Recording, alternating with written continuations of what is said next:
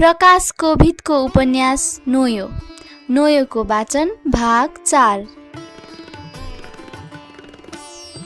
कहीँ समतल भूमि छ, 3-4 दिनसम्म हिँड्दा पनि कहीँ पहाड पर्वत पनि देखिन्छन्, हिउँ पनि परि नै रहेको छ। तिनीहरू सबैको अब खानेकुरा छैन, नखाएको 4 दिन भइसक्यो। हिलाङ र सोनाछेम्बी अघि औ गेम्बा र नोयो पछि छन्। गेम्बाले नोयोलाई छोरी जस्तै माया गर्छ। तेन्दो लामा हो, उसले नोयोको सेवा गर्न, रक्षा गर्न आफ्नो कर्तव्य अनि धर्म सम्झन्छ। उनीहरूको नजर सम्मुख हिलाङको केही साहस छैन नोयोलाई जिस्काउन अनि छुन। सोनाछेम्बी अलिक अबोला प्रकृतिको छ, त्यसैले ऊबाट केही विचार जान्न तेन्दोलाई हम्मे पर्छ। चाहिँदैन पनि, किनकि आजसम्मको कुनै पनि बासमा सोनाछेम्बीले नोयोलाई नराम्रो दृष्टिले हेरेको उनीहरूलाई थाहा छैन। नोयो बोली, यता चिनियाको उति डर छैन रहेछ। तेन्दो बोल्यो, हुन पनि सक्छ, किनकि चिनियाहरू त हवाई जहाजबाट भुइँमा झर्छन्। त्यसै कारण हामीले होसियारसित अघि बढ्नुपर्छ। हिउँमा घोडाभन्दा छिटो हिँड्छ भनेर ठुलो पाइला पैतालो भएको ऊँटमा उनीहरू चढ्छन्। एक्कासी सोनाछेम्बीले पछि फर्केर भन्यो, यहाँ धेरै लासहरू रहेछन्। कसको? तेन्दोले कौतूहलतापूर्वक सोध्यो। हाम्रै जात तिब्बतीको नि। सबै त्यहाँ पुगे। जम्मा 6वटा लास थियो, सबैलाई राइफलको गोली लागेको। निकै दिन अघिका ती सबै पुरुषका लास थिए। खानेकुरा पाउने आशले तिनीहरूले लासको पोकाभित्र खोजी गरे, तर केही पनि भेटिएन। तिनीहरूसँग चुप्पी हतियार पनि थिएन। नोयोले भनी, यहाँ पनि चिनियाहरू आइपुगेछन्। यो त हवाईजहाजबाट मेसिन गनले हिर्काएर मारेको जस्तै देखिन्छ। सोनाछेम्बीले भन्यो, यत्रो टाढा चिनियाहरू नआइपुग्नु पर्ने हो। हवाईजहाजबाट मारेको हो भने त कमसेकम खानेकुरा त हुनुपर्ने नि यिनीहरूसँग। हो, यिनीहरूलाई जमिनमै भेटेर मारेको हुनुपर्छ। चिनियाहरू प्यारासुटबाट पनि भुइँमा झर्छन्। अब हाम्रो पालो देखिन्छ मर्ने। चिनियाहरू यतैबाट अघि बढे होलान्। हामीले अब बडो सतर्कतापूर्वक हिँड्नुपर्छ, नोयोले भनी।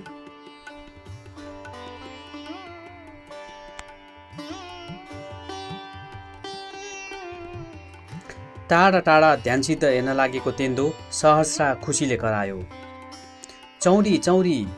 सबैजनाले उतै हेरे। एउटा चौरी चढ्दै थियो।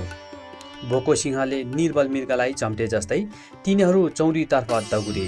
नोयो साह्रै थाकेकी र भोकाएकी हुनाले त्यहीँ उभिरही। निकै बेरसम्म पनि तिनीहरू आएनन्। केही शङ्का भयो नोयोलाई।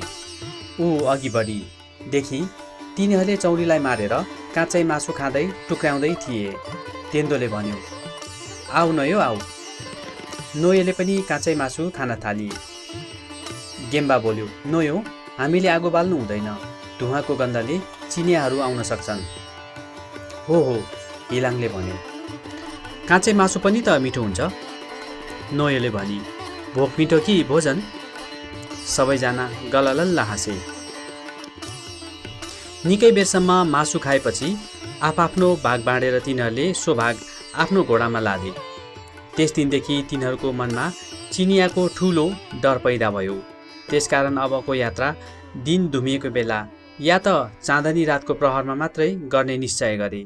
दिनभरि हिँडे पनि साँझमा कुनै ओडा तथा बास बस्न योग्य स्थान नभेटेकाले तिनीहरूले राति पनि हिँड्ने निश्चय गरे। त्यो रात पूर्णिमाको रात थियो। रातभरि तिनीहरू हिँडिरहे। बाटोमा खाना नपाएर 3वटा घोडाहरू मरे, नोयोको, सोनाछेम्बी र हिलाङको। नोयोलाई तेन्दोले आफ्नो घोडा दियो। ऊ पैदलै हिँड्ने भयो। गेम्बा पनि घोडाबाट उत्रियो।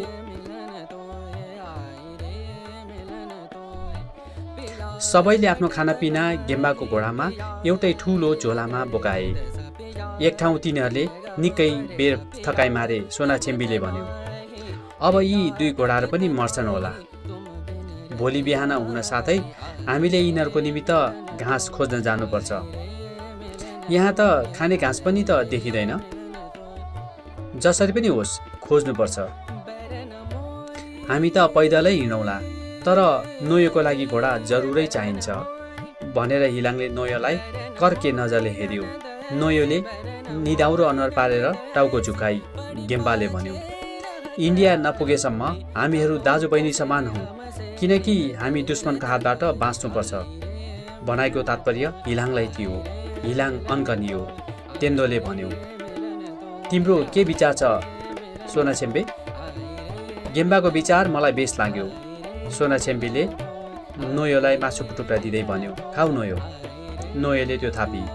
तेन्दो बोल्यो, हामी सबै एकै भयौँ भने हतियार हामीसँग नभए पनि 10-15 जना जति चिनिया त निश्चय मार्न सक्छौँ। हिलाङ बोल्यो, लौ हिँडौँ अब। सबैले हिलाङलाई हेरे र फेरि एकअर्कासँग हेराहेर गरेपछि उठेर फेरि हिँड्न थाले। बिहान तिनीहरू एउटा ओडा जस्तो ठाउँमा पुग्न सके। सबै साह्रै थाकेका थिए। त्यस दिन घाम लाग्यो। दिन उज्यालो थियो। शत्रुले देख्छ कि भन्ने डरले तिनीहरू त्यहीँ बस्ने भए। तेन्दो बोल्यो, यहाँ पनि घाँस छैन रहेछ। यी दुई घोडा मर्यो भने त हामीले हुनसम्मको दुःख पाउँछौँ। हो, सबैको एकै स्वर थियो।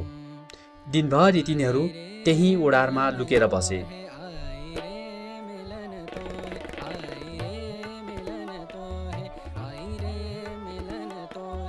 भोलिपल्ट फेरि दिन उज्यालियो। तेन्दोले भन्यो, आज पनि हामी यात्रा नगरौँ।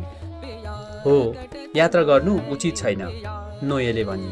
हिलाङ बोल्यो, हामीले त लास भेटिहाल्यौँ। चिनिया यहाँदेखि उता टाढो छैन। हामी एकदमै नजिक छौँ चिनियाहरूको। हामीले आफ्नो हरेक पाइलामा चिनिया छ भनी सम्झनुपर्छ। गेम्बाले भन्यो, प्राण बाँच्छ भने त्यो राम्रो, तसर्थ ढिलो छिटोमा के फेर छ र?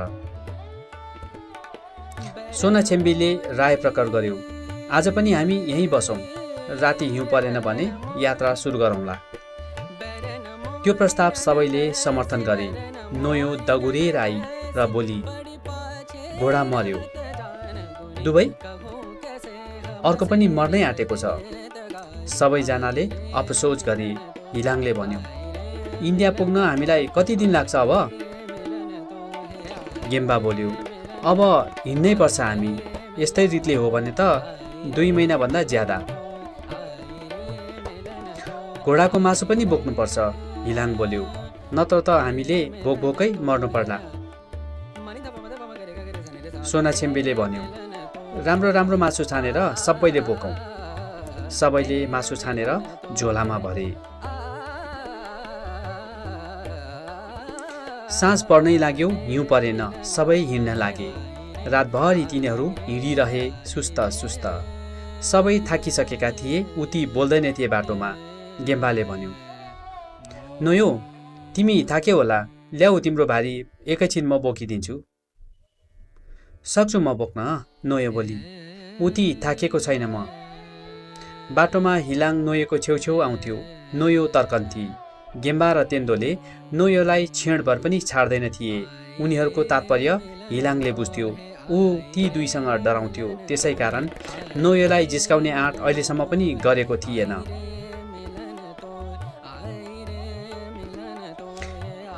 एकछिन बाटोमा अलिकति भिरालो पर्यो। गेम्बा चिप्लियो र हिलाङको जिउमा ठोकिन पुग्यो। हिलाङले सम्झ्यो गेम्बाले उसँग जोरी खोज्दैछ। उसले झट्ट आफ्नो कम्मरमा बाँधेको चुप्पीको भिड समात्यो। उसको त्यो मनोकांक्षा देखेर गेम्बाले पनि चुप्पी झिक्यो, तर बिचैमा तेन्दो उभियो। दुवैले आफ्नो चुप्पी फेरि दापमा हाले अनि अघि बढे चुपचाप। त्यो अँधेरोमा नोयोलाई थाहा भएन, सोनाछेम्बीलाई पनि। त्यो कुरा त्यत्तिकै गोपनीय रह्यो। तिनीहरूकै मनभित्र त्यो कुरा गुम्सियो। तर अब भविष्यमा के हुने हो, त्यसको निम्ति तिनीहरू आफैले सतर्कता अपनाए। हिलाङले धोका दिएर छुरी चलाउन सक्छ भनी तेन्दो र गेम्बा अब एकैछिन पनि नछुटिने भए। बिहान तिनीहरू एउटा एकदमै सम्म हिउँले टम्म भरिएको मैदानमा पुगे। त्यस दिन धुम्मियो। फुसफुस हिउँ पर्यो। तिनीहरू हिँडि नै रहे। निश्चय गरी हिँडे। हिलाङलाई गेम्बा र तेन्दोसँग डर लाग्थ्यो, तसर्थ ऊ नोयोदेखि टाढै जोगिएर नबोली चुपचाप हिँड्थ्यो। बोले पनि सोनाछेम्बीसँग मात्रै, तर गेम्बा र तेन्दोको विरुद्ध सुटुक्क सुटुक्क। नोयो हिलाङको त्यो परिवर्तन देखेर छक्क परी। केही कारण बुझिन, त्यसकारण बरु सन्तोष लाग्यो। त्यो अब आफ्नो रक्षाको निमित्त गेम्बा र तेन्दोसँग मात्रै हिँड्न लागि। गेम्बा र तेन्दोलाई सोनाछेम्बीसँग डर थिएन, किनकि सोनाछेम्बी कसैको पनि प्रभावमा पर्ने स्वभावको मान्छे थिएन। ऊ आफ्नो विचारको ध्येय थियो। तरै पनि मान्छेको स्वभाव सिमलको भुवा सरह हो, जो हावाले जता बहायो उतै बहन्छ। यदि त्यस्तै भयो भने पनि गेम्बा र तेन्दोलाई डर थिएन, किनकि उनीहरूतर्फ आइमाई नै भए पनि त्यो नोयो थिए।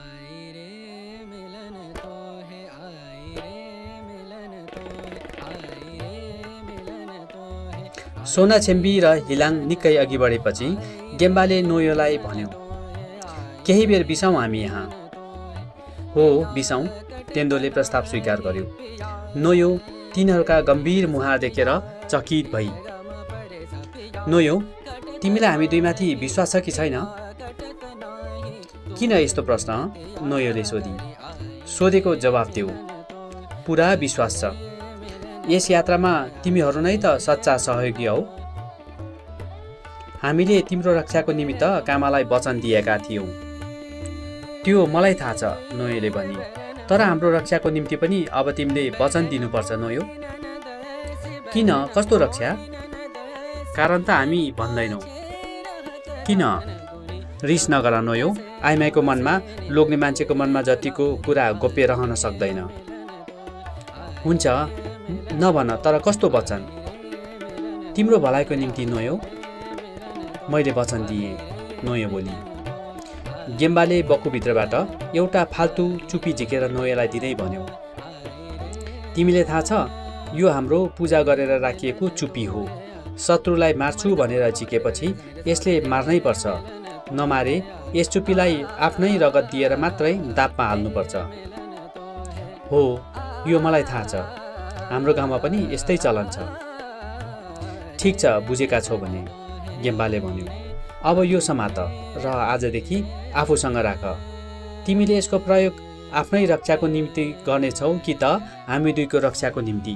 किनभने हामी जो पनि गर्छौँ तिम्रो भलाइको निम्ति गर्छौँ। त्यो अद्भुत रहस्यको अलिअलि छनक मात्रै नोयोले पाई। त्यसले त्यस कुराको सन्देह हिलाङमाथि गरी। त्यहाँ पाँचै प्राणी त थिए, अरू सन्देह को माथि हुन सक्थ्यो र? त्यसपछि तिनीहरू छिटो छिटो अघि बढेर हिलाङ र सोनाछेम्बी भए कहाँ पुगे। तेन्दोले तिनीहरूलाई भन्यो, नोयो साह्रै थाकी छ र बिसायौँ एकछिन। हिलाङले त्यसलाई शङ्कालु दृष्टिले हेऱ्यो, तर केही पनि भनेन। त्यो नोयोले देखि त्यसको मन ढुकढुक भयो, कुनै अज्ञात भएले। अब उनीहरूसँग खाना प्रशस्तै छ, पुरा हप्ता दिनभन्दा ज्यादालाई। तर उनीहरूको मनमा शान्ति छैन, किनकि एकअर्कासँग सन्देह छ। त्यसैले उनीहरू एकअर्कासँग कम बोल्छन्। चिनिया बाटोमा भेटिएला सामना गर्नुपर्ला, सङ्घर्ष गर्नुपर्ला, मर्नु पर्ला, मार्नु पर्ला। तर यो कस्तो मनको सङ्घर्ष, जसले मान्छेलाई जिउँदै पनि मार्दछ, मरेको तुल्य गराउँदछ। बास पसिन्छ, घाम लाग्दा हिँडिँदैन, साह्रो हिउँ पर्दा हिँडिँदैन। कति दिन भइसक्यो, गनिसाध्य छैन। रात र दिनको यात्रामा फेर पर्दैन। रात हो कि दिन हो सवाल छैन, छ त एउटै कुराको, त्यो हो यात्रा। हिँड्नुपर्ने, हिँडिरहनु पर्ने। कति लामो बाटो, कहिल्यै टुङ्गिँदैन। एउटा पहाड काट्यो, फेरि अर्को पहाड, एउटा मैदान हिँड्यो, अर्को मैदान। नोयोलाई सन्देह हुन्छ, के यस्तै हुन्छ संसार, कहिल्यै टुङ्गिँदैन? हामीले बाटो त भुलेनौँ? त्यस्तै सोध्छे गेम्बालाई। हामी ठिक बाटोमा त हिँड्दैछौँ? गेम्बाले भन्छ, म सानो छँदा एकपल्ट बाबुसँग हिँडेको थिएँ, तर मलाई उति याद त छैन। अनि एकछिन विचार गरेर उसले भन्छ, अब हामी केही दिन पश्चिमतिर हिँडेर दक्षिणतिर लाग्नुपर्छ।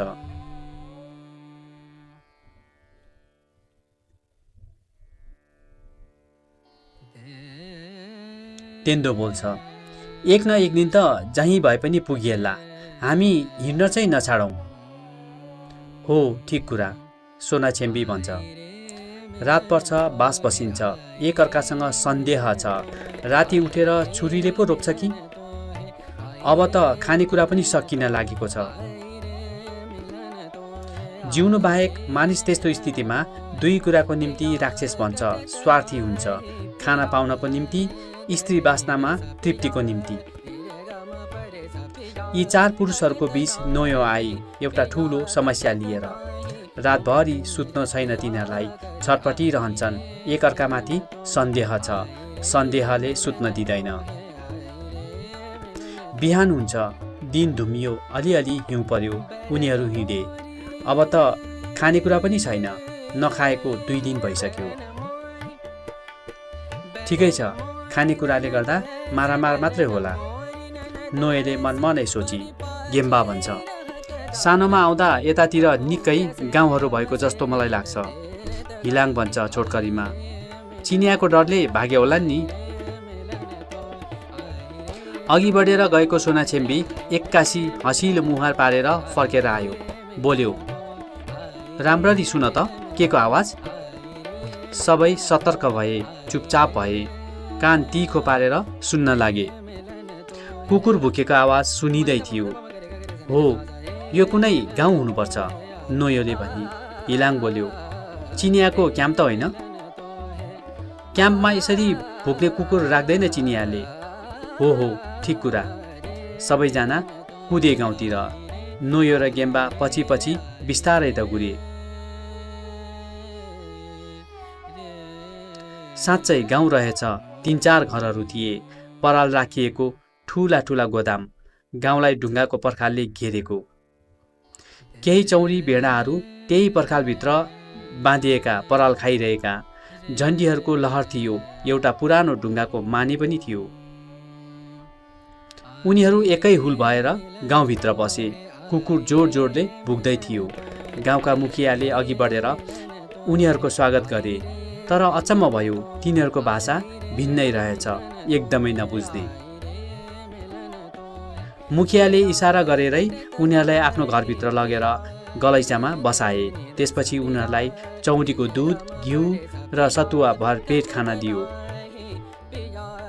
कैयौँ दिन हप्ता बाद आफ्ना गाउँमा खाएको चिज खान पाउँदा ती चिजहरूले नोयोको आँखामा नुनिलो आँसु ल्यायो, सुमधुर सम्झनाले।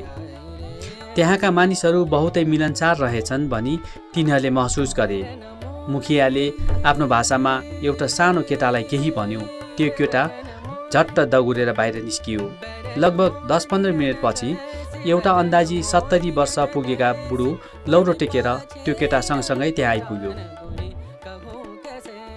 बुढाले मुखियालाई केही कुरा भन्दै आफू बसेको स्थानमा बसायो। गेम्बा बोल्यो, उनी को हुन्?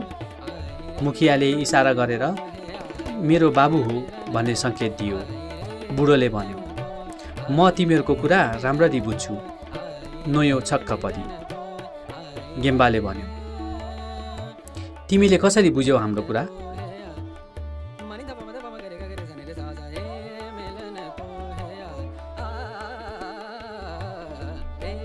म सबैभन्दा पहिले यहाँ जवान केटो हुँदा देगे गोस्यो खुबाट आएको हुँ। त्यसै कारण मेरो नामै देगे गोस्यो भयो। म जवानीमा व्यापार गरी हिँड्थेँ उनको। इन्डिया नेपालमा उन लगेर बेच्थेँ, तर अब त बुढो भए, त्यसैले सक्दिनँ। मेरो छोराले त्यसको व्यापार गर्न छोड्यो। व्यापार गरी हिँडेकोले नै मैले धेरै प्रकारका भाषाहरू सिकेँ।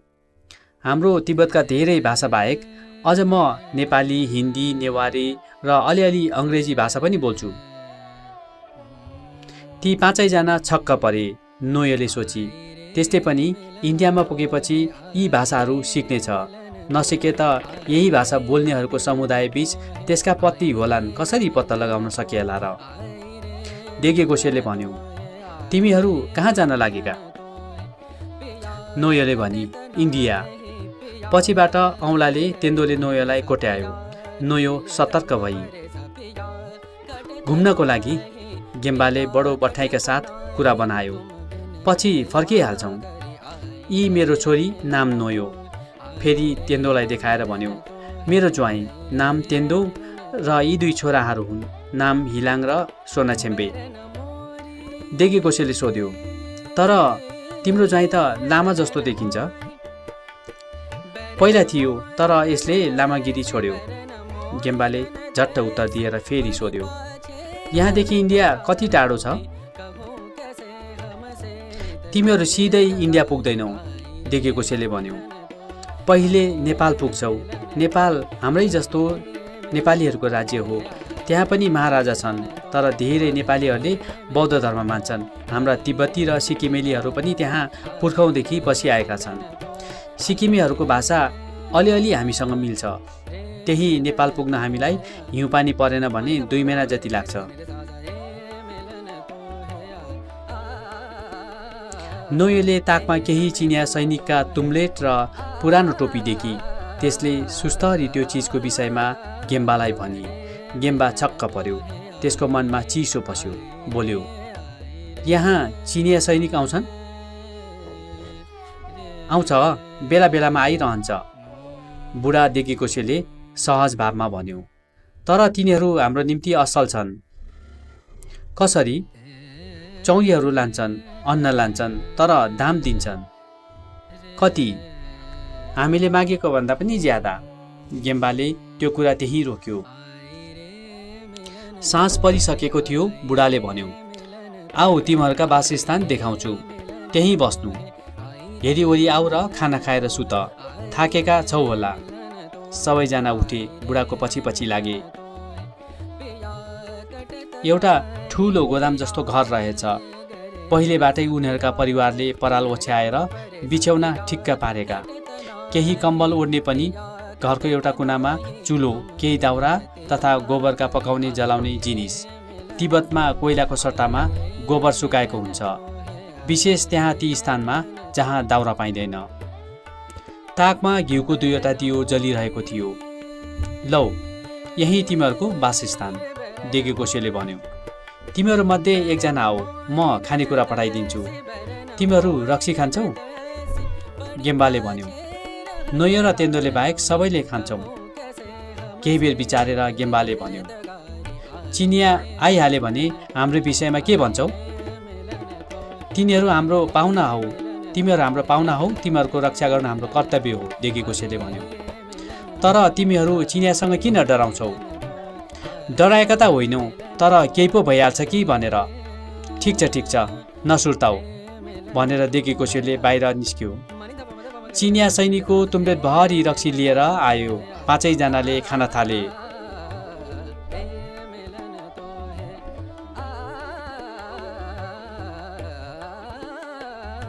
गेम्बा बोल्यो, नोयो, यस ठाउँमा तिमीले केही भद्र नभनिहाल्नु।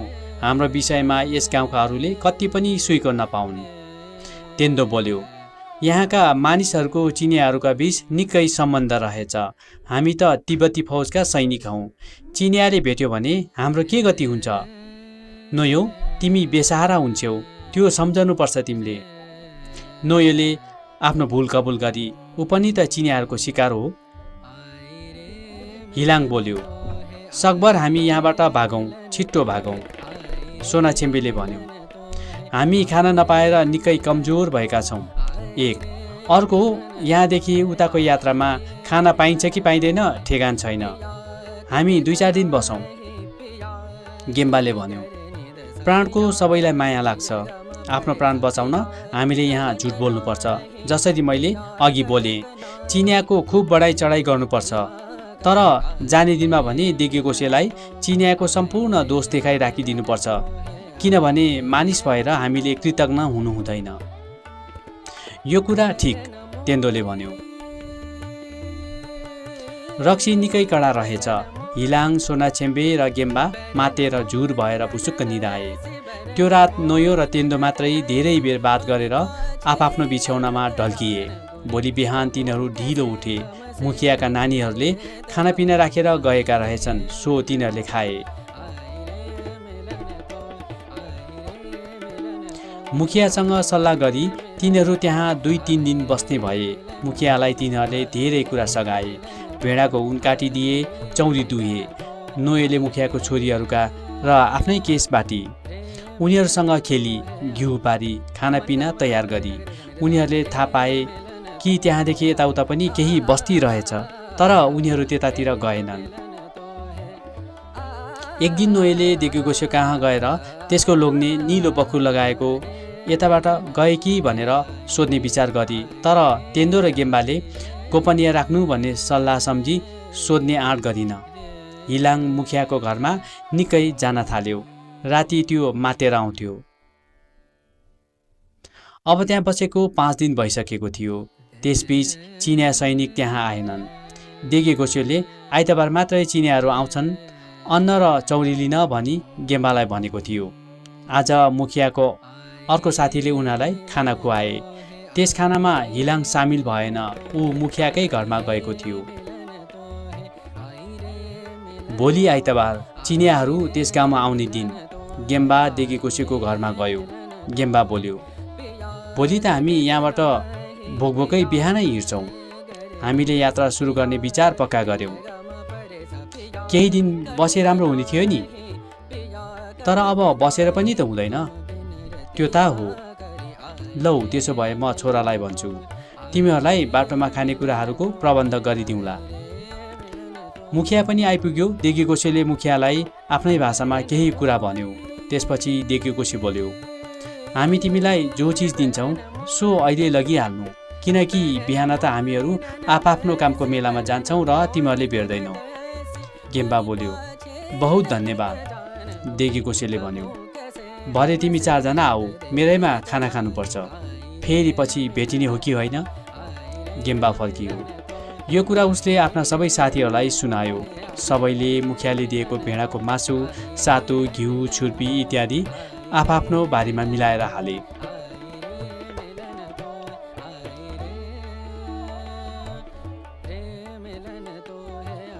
बेलुकी तिनीहरू देगेगोसेको पार्टीमा सामेल हुन पुगे। डेरामा नोयो एक्लै थिए। रात गइदिँदै थियो, शून्य थियो। कुकुर भुकेको मात्रै अलिअलि सुनिन्थ्यो टाढा। अब तिनीहरू मातेर आउँछन्, झगडा गर्छन्, एकअर्कासँग रिस त छँदैछ। नोयोले विचार गरी, तर तेन्दोले त खाँदैन, ऊ मातेको हुँदैन। नोयोले शान्तिको सास फेरी निकै बेर पर्खी। रात धेरै बितिसकेको थियो। दिउँसो पकाइदिएको खाना अलिकति खाएर त्यसले बक्खु खोली र ओढमा खापी आफ्नो घुचुको घाउ छामी। प्राय जाति भइसकेछ, तरै पनि कामाले दिएको दबाई दली एकपटक कामालाई सम्झी। साँच्चै कामा कति मायालु थियो। त्यसले चुपी सिरानमुनि हाली र बिछौनामा ढल्की। एक्कासी ढोका ढकढकियो। त्यसले ढोका खोली। सन्मुख हिलाङ थियो। त्यसको आँखामा कामेक्षा र सासमा रक्सीको गन्ध थियो। अरू आएका थिएनन्। नोयो पर सरी। हातैले पछिबाट ढोका बन्द गरेर हिलाङ बिस्तारै बिस्तारै अगाडि बढ्यो। हिलाङ, यो ठिक होइन। नोयो करुण स्वरमा बोली। हिलाङ बोलेन। त्यो अघि मात्रै बढिरह्यो। आफूलाई सम्हाल हिलाङ, नोयोले बिन्ती गरी, तर हिलाङ बोलेन। अरूले चाल पायो भने तिमीलाई मार्छ। हिलाङलाई बास्नाले राक्षस बनाइसकेको थियो। अब बोल्यो। हिलाङ कोहीसित डराएको छैन, डराउँदैन पनि। भन्नसाथ त्यसले नोयोलाई समातेर भुइँमा उतार्न पार्यो। नोयो छटपटी।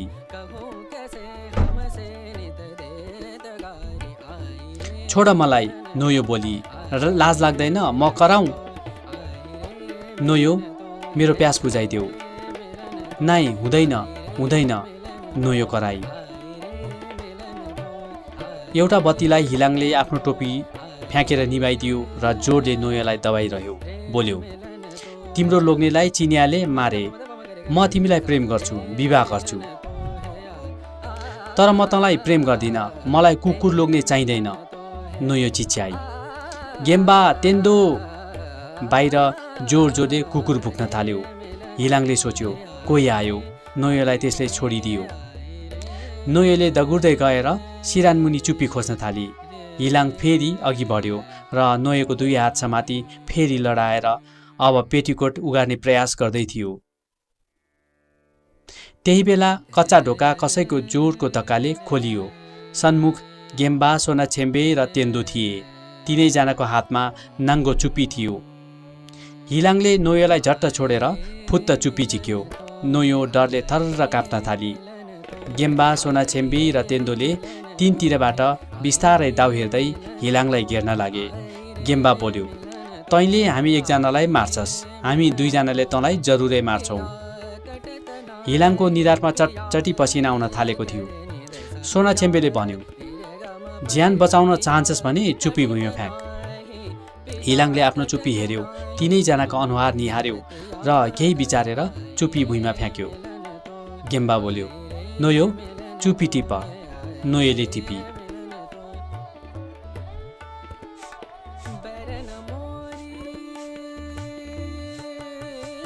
अरू तिनैजनाले चुप्पी दापमा हाले। हिलाङलाई सोनाछेम्बीले 2-4 थप्पड लगाएर भन्यो, गेम्बा र तेन्दोको विरुद्धमा मलाई भड्काउनुको कारण यही थियो? एउटी असह्य दुईजिउकी स्त्रीमाथि कुविचार कुकर्म गर्न तँलाई लाज लागेन? त कुकुर होस्, कुकुरले पनि यसो गर्दैनन्। हिलाङ चुइँसम्म पनि बोलेन, ऊ हलचल नगरी बसिरह्यो। गेम्बा बोल्यो, नोयोलाई हामीले बहिनी सरह मान्नुपर्छ, किनकि नोयोले हामीलाई दाजु मानेको छ। हिलाङ चुपचाप गएर आफ्नो बिछौनामा भुसा तानी मुख छोपेर सुत्यो। ती चारैजनाले त्यसलाई एकछिन हेरेर आफ्नो बिछौनामा ढल्किए। भालेको पहिलो डाकमा उनीहरू उठे, तर हिलाङ आफ्नो बिछौनामा थिएन। हिलाङ कहाँ गयो? तिनैजना छक्क परे। त्यसको मन दुखेछ र अब त्यो हामीदेखि छुट्टियो। गेम्बाले भन्यो, हामी हिँडौँ, पर्खौँ दोस्रो भालेको डाकसम्म। सोनाछेम्बीले प्रस्ताव राख्यो। उनीहरूले पर्खने पर्खे, तर हिलाङ आएन। देखि गोसेको परिवारबाट तिनीहरूले हिजै राति बिदा लिइसकेका थिए। आज चिनिया सैनिकहरू त्यस गाउँमा आउने दिन, तसर्थ छिटोभन्दा छिटो त्यो गाउँ परित्याग गर्नु उचित थियो। नोयोले भनी, हिँडौँ हामी, बेर भइसक्यो। तै पर्खौँ न आधा घन्टा, तेन्दोले भन्यो। घाम लाग्यो, उज्यालो भयो, तर हिलाङ फर्किएन। उनीहरू हिँडे। बाटोमा पछि फर्कँदै हिलाङ आउँछ कि भनी तिनीहरूले हेर्दै पर्खँदै गरे, तर हिलाङ देखिएन। अब तिनीहरूले हिलाङलाई माया मारे। तर जे होस्, हिलाङ वीर हो। उसको अवगुण स्त्रीमाथि मरिप मेट्ने बानी हो। अरू बानी त उसको प्रशंसनीय छ। सुन्यौ नोयो? हिँड्दै गेम्बाले भन्यो। गाउँमा हुँदा पनि लुकीछिपी यसले धेरै दुश्मन मार्यो। चिनियासँग हाम्रो फौज जम्का भेट भएर युद्ध गर्दा हिलाङले 100 भन्दा बढीलाई आफ्नै जुक्ति खियाएर मार्यो। हजारौं सङ्ख्यामा चिनिया फौजको सामु हामी कम्ती तिब्बती फौजको केही सिप लागेन। धेरै मारिए, कोही पक्राउ परे। म, सोनाछेम्बे र भित्रीका काम गरेको बापत तेन्दो पनि पक्राउ पर्यो। तर हिलाङ भाग्यो। चिनिया सैनिकले उसलाई भेटेन। हिलाङलाई चिनिया फौजले सबै ठाउँ खोजी गर्यो। यसलाई पक्रनेलाई इनाम राख्यो। तर हिलाङ कस्तो वीर, कस्तो अचम्म, कस्तो चलाक। उसको पैतालोको धुलोसम्म पनि भेटेन। बरु हामी तिनजनालाई चिनियाको कैदबाट आफ्नै जुक्ति खियाएर भगायो। यस्तो बहादुरी त कसैले पनि गर्न सक्दैन।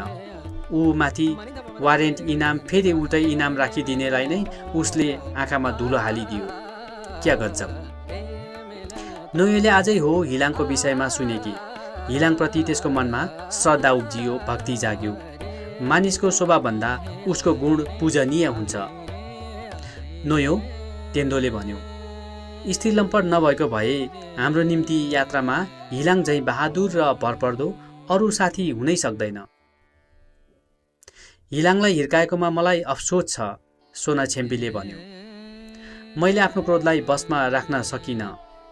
फेरि चारैजना चुपचाप अघि बढ्न लागे। आज घाम लागेको थियो, तरै पनि हिँड्नै पर्छ। गाउँमा चिनिया फौजहरू आउने दिन। एक्कासी कसैको सम्बोधन सुनियो। चारैजना टक्क अडिए। गेम्बा, सोना, तेन्दो। सम्बोधन चिनियो। त्यो हिलाङको बोली थियो। हिलाङ अब निकै नजिक आयो। सबै तर्से। उसको एक हातमा झोला र अर्को हातमा बन्दुक थियो। त्यसले अब मजाले हिजो रातिको बदला लिने रहेछ।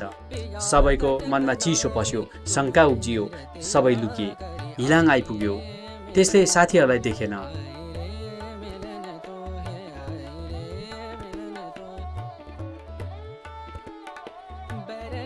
त्यो एकपटक मुसुक्क हाँस्यो र भन्यो, नलुक मदेखि, नडराऊ। त्यो हाँसेको गेम्बाले देख्यो। त्यसले देख्यो हिलाङको अनुहारमा बदला लिने गम्भीरता तथा प्रतिहिंसाको भावना थिएन, तर कुनै अस्पष्ट खुसीको सन्देश थियो। ऊ बाहिर निस्कियो। हिलाङ बोल्यो, तिमीहरूले त त्यस गाउँबाट खानेकुरा मात्रै ल्यायौ, जो एक हप्ताभन्दा ज्यादा टिक्दैन।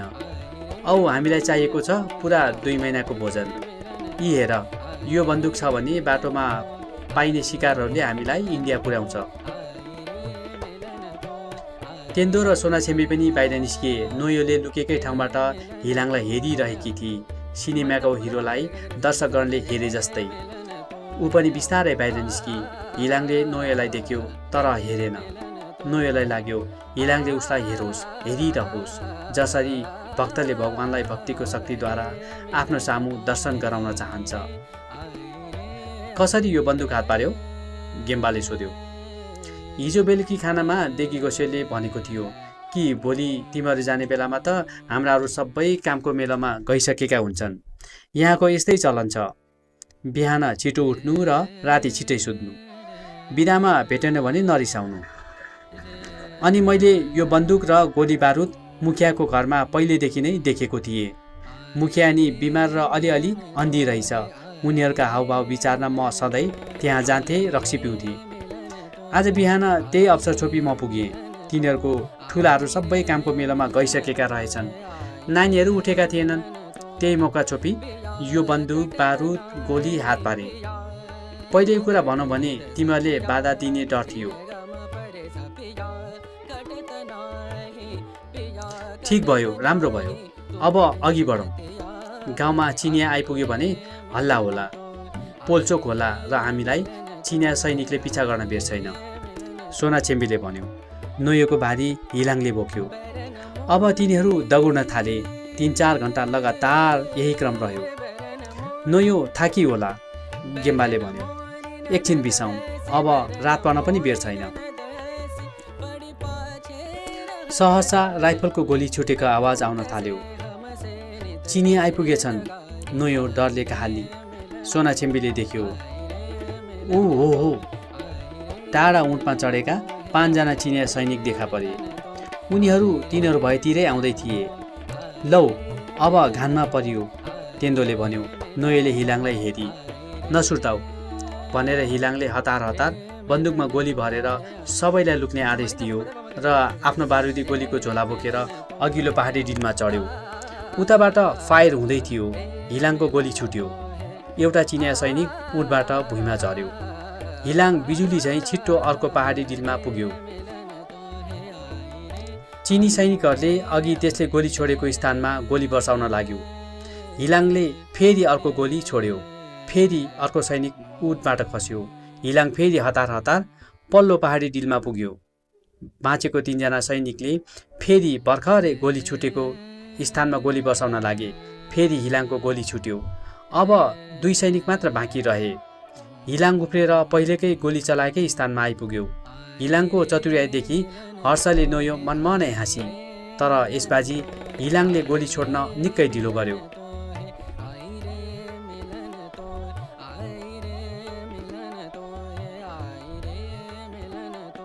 दुई सैनिक निकै नजिकमा आइपुगे।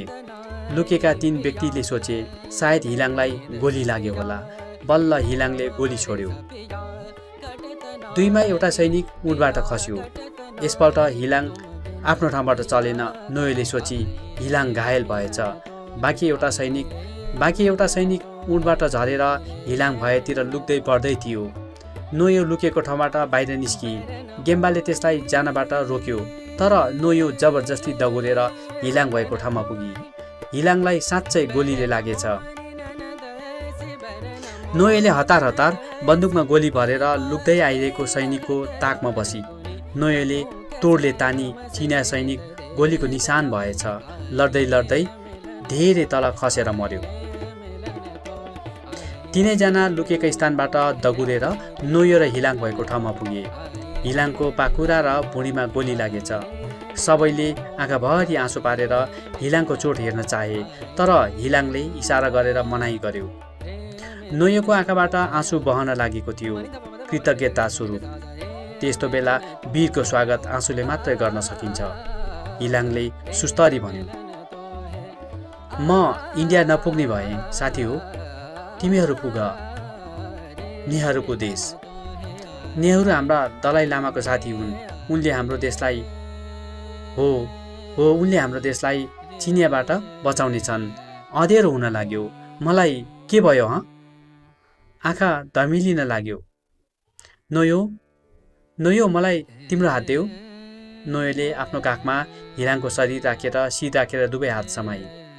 छी, यसरी रुनु हुँदैन, वीर तिब्बती केटी भएर। अनि हिलाङ मुसुक्क हाँस्यो। मलाई माफ देऊ, मैले भुल गरेँ।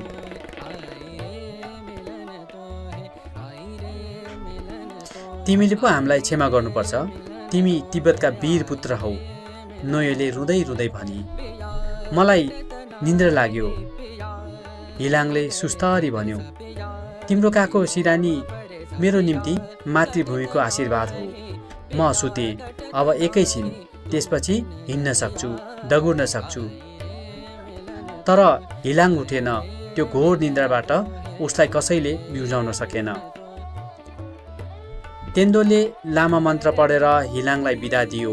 हिलाङको लास त्यही बन्दुकसँगै छोपेर तिनीहरू बडो अफसोची हृदय, विदीर्ण हृदय, भग्न हृदय लिएर यात्रामा अघि बढे। निकै पर आएपछि सोनाछेम्बेले भन्यो, यी चिनियाहरूको हतियार बोकौँ हामी। होइन, बोक्नु उचित छैन, तेन्दो बोल्यो। नोयो बोली, हामी सामना गर्न सक्छौँ, फेरि आए भने। हिलाङको अन्तिम वचनले तिनीहरूमा देशभक्तिको बीज पलाउन लागेको थियो, उदय भएको थियो। अब हामी लडाइँ गर्दैनौँ, तेन्दोले सुझाव पेश गर्यो। हामी 4 जना छौँ, उनीहरू हजारौँको तातीमा आउँछन्। उनीहरूसँग लड्नु मूर्खता हो, मरण निश्चय हो। हामी इन्डिया पुग्छौँ, फौजमा भर्ना हुन्छौँ, लडेर हाम्रो तिब्बत लिन्छौँ, फिर्ता लिन्छौँ, मागेर लिँदैनौँ। हामी भिखमङ्गा होइनौँ। हतियार बोक्नुमा नै हाम्रो सुरक्षा छ, अघि बढ्दै सोनाछेम्बेले भन्यो। तेन्दोले बोल्यो, जसले हतियार बनाउँछ त्यही हतियारले त्यसको मृत्यु हुन्छ। चीनले धर्मको देश तिब्बतमाथि हतियार चलायो। एक दिन त्यसको हतियारले त्यसको नाश हुनेछ, किनकि धर्म र सत्यको सधैँ जित हुन्छ, भएरै आएको छ। ती सबै हतियार म टिपेर ल्याउँछु, नोयो बोली। किन? कौतूहलतापूर्वक प्रश्न भयो। किनभने ती हतियारबाट फेरि निर्दोष धर्म अनुयायीबाट सोझा हाम्रा तिब्बतीहरूमाथि चिनियाहरूले गोली नचलाउन्। ती हतियारले हाम्रो धर्मको हिउँको सेतो पवित्र देश रगताम्य नहोस्। ती हतियारहरू यहाँदेखि निकै टाढा पुर्याएर गोप्य स्थानमा गाडिदिनुपर्छ। नोयोले एकपल्ट हिलाङको मृतदेह सम्झी।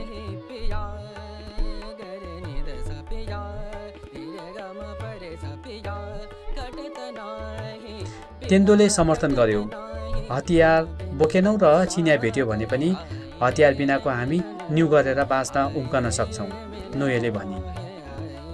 तर छिट्टो गर, किनकि अब त हामीलाई चिनिया फौजले खेदो गर्न सक्छन्। डेगेकोसीको गाउँमा पुरै हल्ला भइसक्यो होला। नोयो, तेन्दो र सोनाछेम्बे दगुरे। सबै अटोमेटिक राइफल थिए। साँझ परिसकेको थियो। रातभरि उनीहरू हिँडि नै रहे।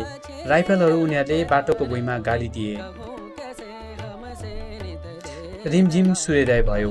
अबको बाटा जङ्गल, भिरपाखा तथा पहाड पर्वतले घेरेको हुनाले लुक्न र जोगिने स्थानको अभाव थिएन।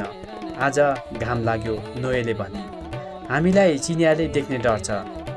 अब हामी धेरै टाढा आइपुग्यौँ। चिनियाहरू घोडा र उठमा आउँछन्, हामीभन्दा छिट्टो।